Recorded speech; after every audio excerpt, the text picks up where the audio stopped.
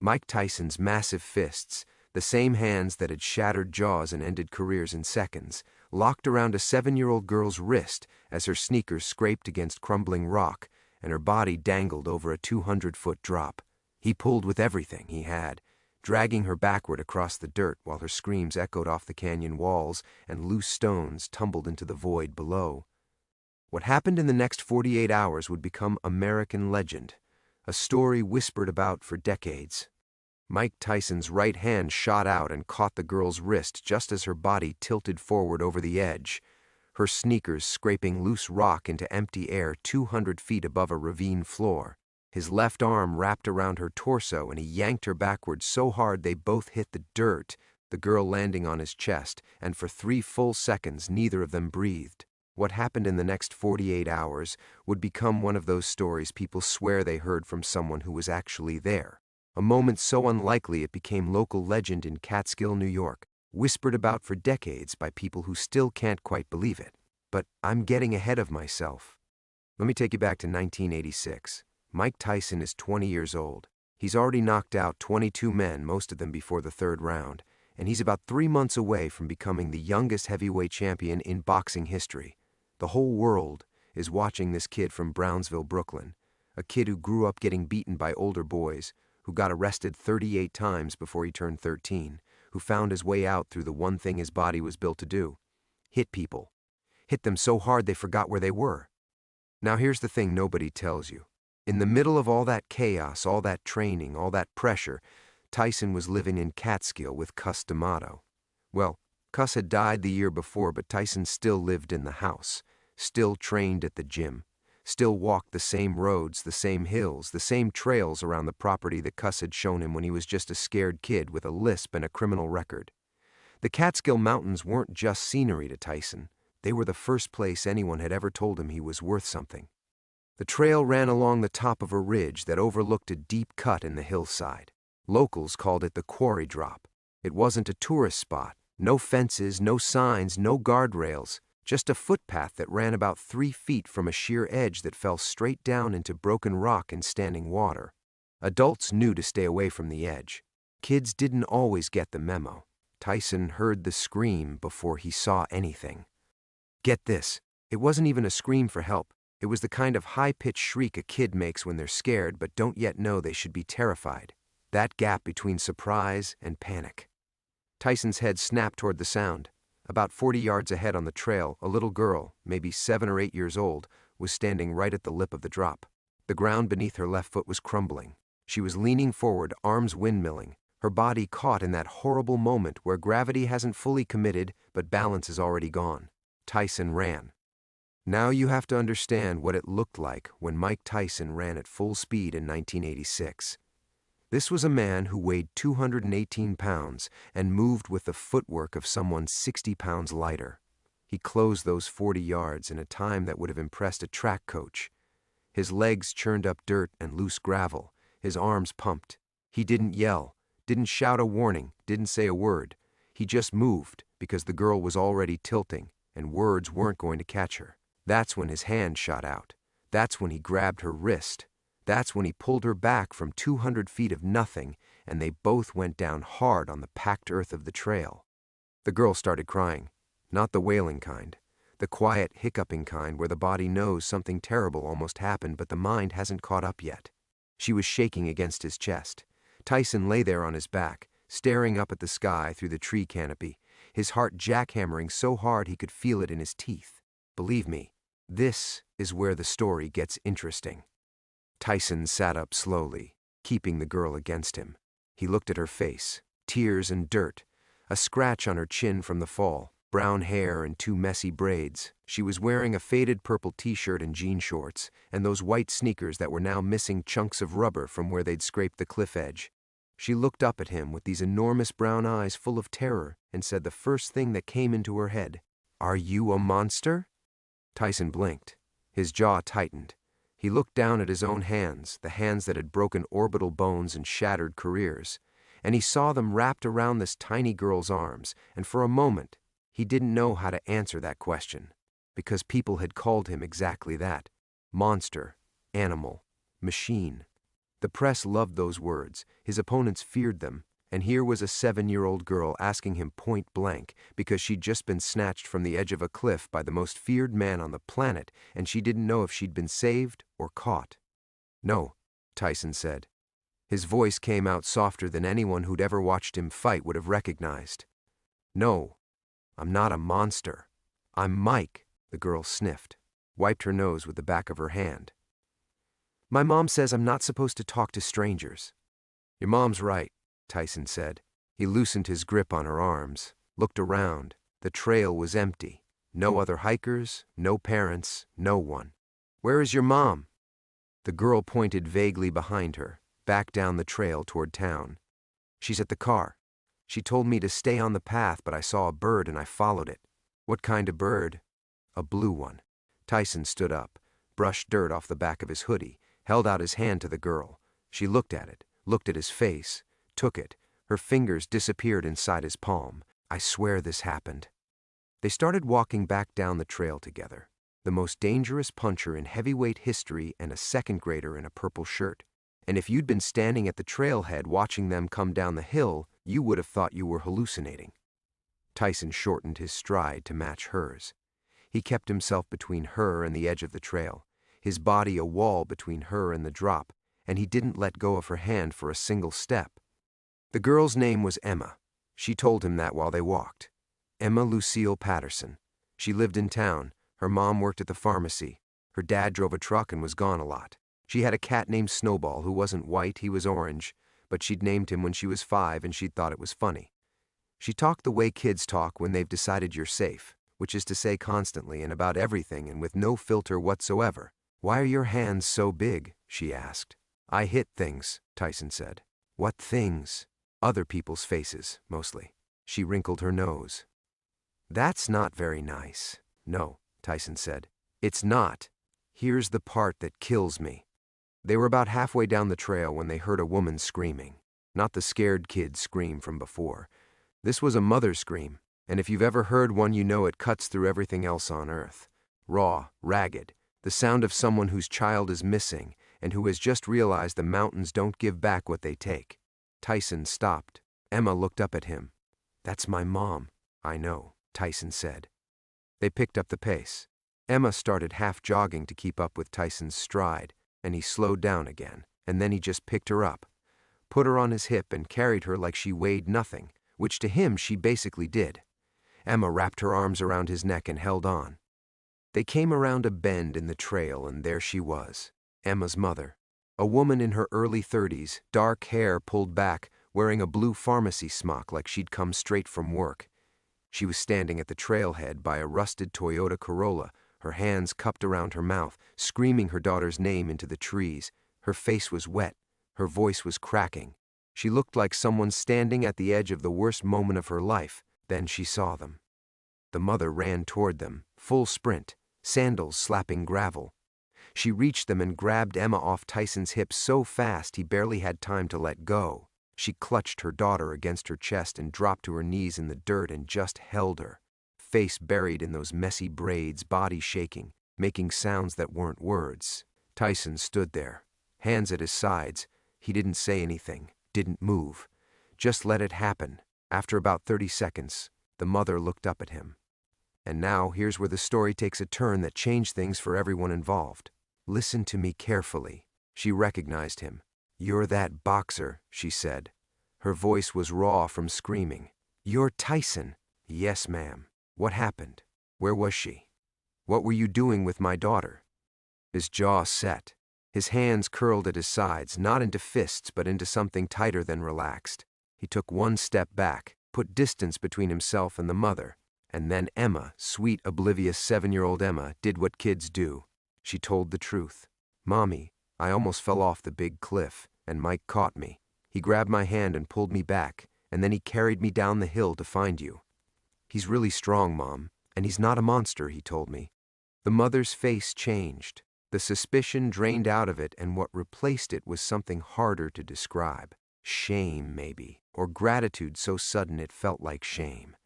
She looked at Tyson, looked at the trail behind him, looked at her daughter's scraped chin and the missing rubber on her sneakers, and she put it together. "The quarry drop," she whispered.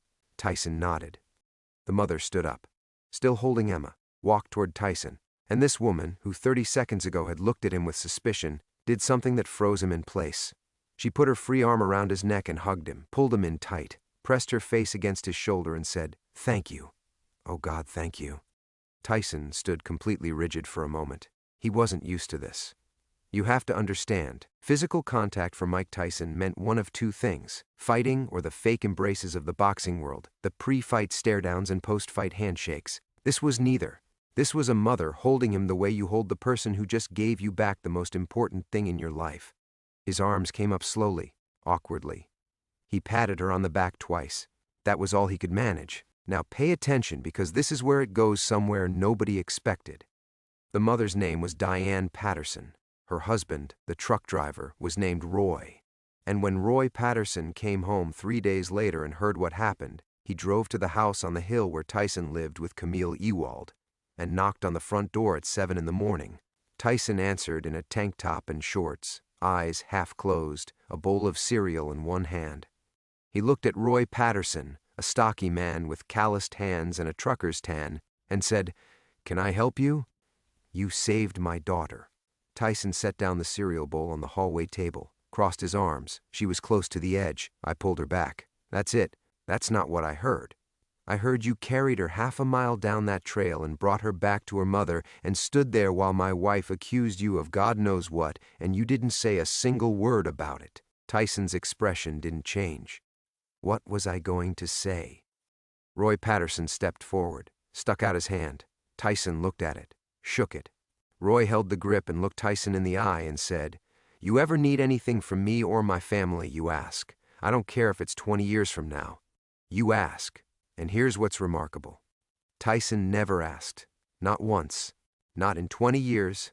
Not in 30. But the Pattersons didn't forget. Now, the story could end there, and it would already be something special. A moment of pure human reflex, a young fighter saving a kid, a family's gratitude. Good story. Heartwarming, roll credits. But that's not what happened. What happened is that word got around Catskill, small town, fewer than 5,000 people. Everybody knows everybody, and within a week the story of Mike Tyson saving little Emma Patterson from the quarry drop had spread to every diner, every barbershop, every church basement in the county. And it changed something. The Emma Patterson story cracked that narrative wide open. You know what's funny about this? People started coming up to Tyson in town. Not for autographs, not for photos, just to talk. The woman at the grocery store who'd always watched him nervously now asked about his training. The old man at the gas station who'd never made eye contact started waving from across the pumps. The barber who'd served him in silence for 2 years suddenly had opinions about his upcoming fight with Trevor Berbick. Tyson noticed. He didn't say much about it. But Camille Ewald noticed too, and she told a reporter years later that the week after the cliff incident was the first time she'd ever seen Mike relax in public. His shoulders dropped. His voice got quieter. He stopped scanning rooms for threats. For a few days in that tiny mountain town, Mike Tyson got to be something other than a weapon. And then November came. November 22nd, 1986, Las Vegas. The Trevor Berbick fight. The fight that would make Mike Tyson, at 20 years old, the youngest heavyweight champion in history. And this is where the Emma Patterson story intersects with boxing history in a way that almost nobody knows about. 2 days before the fight, Tyson was in his hotel room at the Las Vegas Hilton. He was alone. His team was downstairs doing media. The room was quiet, and Tyson was doing something he almost never did. He was reading a letter. It was from Emma Patterson. Diane had helped her write it, obviously. A 7-year-old's handwriting on lined notebook paper, the letters big and uneven, some of the words misspelled. It said, and I'm paraphrasing from what Tyson later described in an interview, "Dear Mike, thank you for saving me from the cliff. My mom says you are going to fight a man on TV. I hope you win. But please don't hurt him too bad because that's not very nice. Love, Emma. P.S. Snowball says hi. True story. I promise you." Tyson folded that letter and put it in his robe pocket. He wore that robe to the ring. When the bell rang and he came out of his corner against Trevor Berbick, the letter was folded up in the pocket of the robe hanging on his corner post behind him. That was the letter. Now here's the part of this story that jumps forward in time, and this is where you want to lean in close. 12 years later, 1998, Mike Tyson's life had gone through a wood chipper. The Buster Douglas loss, the rape conviction, 3 years in prison, the comeback, the Holyfield fights, the ear, everything. Tyson at 32 was a different human being than Tyson at 20. Harder, angrier, burned by everyone who'd ever claimed to have his back. His money was disappearing. His marriages had collapsed. The press had written him off as a cautionary tale. And in the middle of all that wreckage, Tyson went back to Catskill. He drove up alone, parked in front of the old gym, sat in the car for 20 minutes. Then he got out and walked through town, and people stared because he didn't look like the champion anymore. He looked tired. He looked like a man who was trying to remember who he'd been before the world got its hands on him. He walked to the quarry drop trail. He stood at the spot where he'd grabbed Emma Patterson 12 years earlier. The edge had eroded further. More rock had fallen away. The drop was even more severe now. He stood there looking down into it, and he didn't move for a long time. And then he heard footsteps behind him. Keep in mind what I'm about to tell you. A young woman was walking up the trail. 19 years old, brown hair, no more braids, taller than you'd expect. She was wearing a Catskill High School sweatshirt and carrying a backpack, and she stopped when she saw the man standing at the edge. Mike? Tyson turned around. Emma Patterson was standing 10 feet away from him. The same girl, 12 years older. Same enormous brown eyes, now set in a young woman's face. She had a scratch on her chin from something completely unrelated, just a coincidence, but it hit Tyson in a way that made his breath catch. Emma? She walked toward him. No hesitation, no fear. She walked right up to the most controversial athlete in America and she hugged him. Not the awkward, rigid hug from the trailhead in 1986. This time Tyson hugged back. He held on. His eyes were wet when he let go, and he wiped them with the heel of his hand, quick, the way a man does when he doesn't want anyone to see. I'm at SUNY, Emma said. Pre-med. I want to be a doctor. Cuss would have liked you, Tyson said. I wrote you a letter when you were in prison. I don't know if you got it. Tyson looked at her. I got it. I read it 14 times. They sat down on a flat rock near the trail, 200 feet from the spot where their lives had intersected 12 years earlier. And Emma Patterson told Mike Tyson something that rewired his understanding of his own legacy. Tyson sat very still. His hands were in his lap. Those hands, the ones that had generated more force per square inch than any heavyweight in history, were trembling. Your mom's too kind, he said. My mom's honest. They sat there for a while, not talking, just sitting. The kind of silence that doesn't need words because the words have already been said 12 years apart by a 7-year-old and the woman she became. Then Emma said, Can I ask you something? Yeah. When you grabbed me that day, were you scared? Tyson looked at her, took a breath, and told her the truth. Emma stared at him. Then she reached into her backpack and pulled out a folded piece of notebook paper, yellowed with age, the edges soft from handling. She unfolded it and held it up so he could see. It was the letter, the original letter, the one she'd written before the Berbick fight. Diane had kept it as a copy before mailing the original. The same big, uneven handwriting, the same misspelled words, the same P.S. about Snowball. I found it in my mom's drawer last year, Emma said. She kept a copy. I want you to have it. Tyson took it, held it with both hands. Read it. His lips moved as his eyes tracked the childish letters across the page. And when he got to the part that said, Please don't hurt him too bad because that's not very nice, he laughed. A real laugh. Not the intimidation laugh the press knew. The kind of laugh that starts in your chest and breaks something loose that's been stuck there for years. She ain't wrong, he whispered. If this story has changed the way you see Mike Tyson, you're not alone.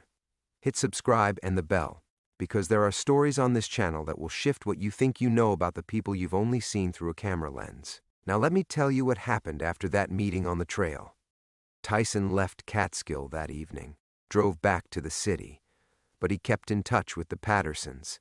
And over the next 25 years, as Tyson rebuilt his life, as he went from cautionary tale to cultural icon to the most surprisingly self-aware public figure in America, the Pattersons were a constant quiet thread running through the background.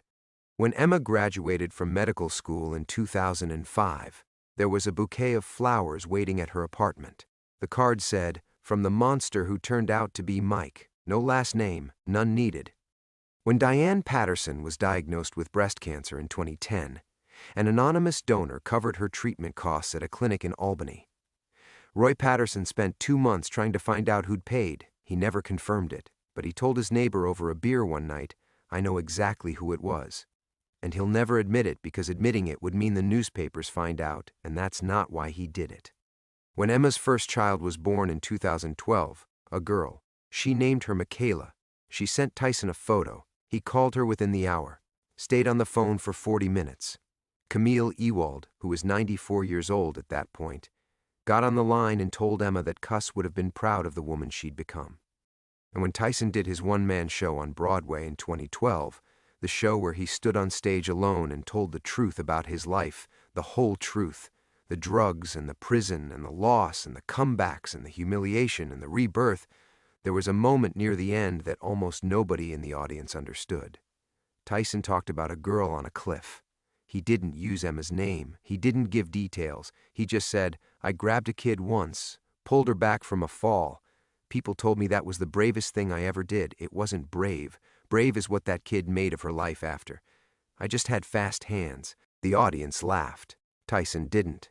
He was staring at a spot in the third row where Emma Patterson was sitting with her husband, her hands folded in her lap, tears running down her face. Now I want to tell you the last piece of this story, the piece that wraps everything together and proves that a moment of instinct can ripple through an entire lifetime.